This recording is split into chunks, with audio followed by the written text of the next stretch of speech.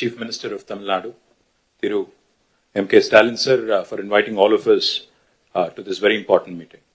Honorable Chief Minister of Kerala, Shri Pinarayi Vijayan sir, Honorable Chief Minister of Telangana, Revanth Reddy Garu, Honorable Chief Minister of Punjab, Shri Bhagwan Singh Manji, Honorable former Chief Minister of Odisha, Shri Naveen Patnaik ji, my brother and Deputy Chief Minister of Tamil Nadu, Shri Udayanidhi Stalin ji, Deputy Chief Minister of Karnataka, Shri D.K. Shivkumar ji, and to all the representatives of various political parties from across India, I sincerely thank you for joining this very important meeting.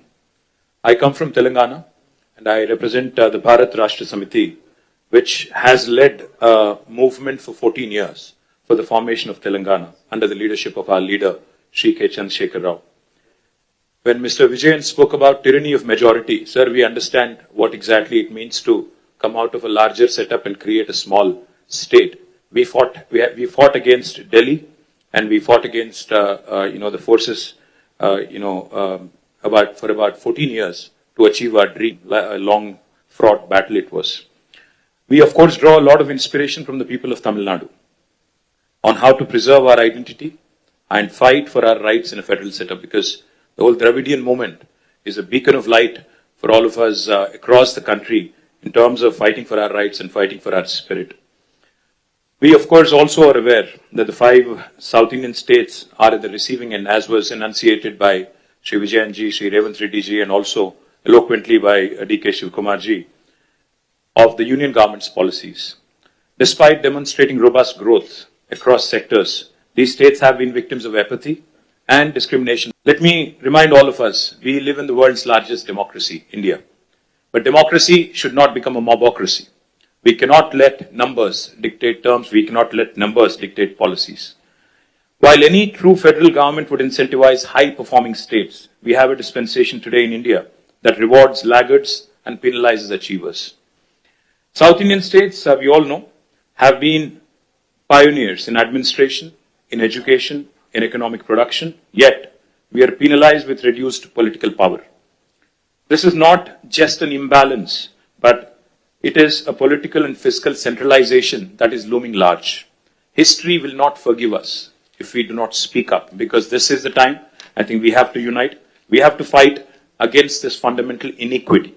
We also need to remember those who have contributed significantly cannot be penalized, cannot be discriminated against.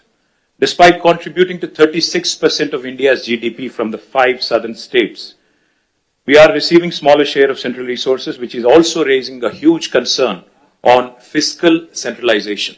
Delimitation will also create a situation where fiscal resources will also be centralized, much to the chagrin, much to the detriment of South Indian states.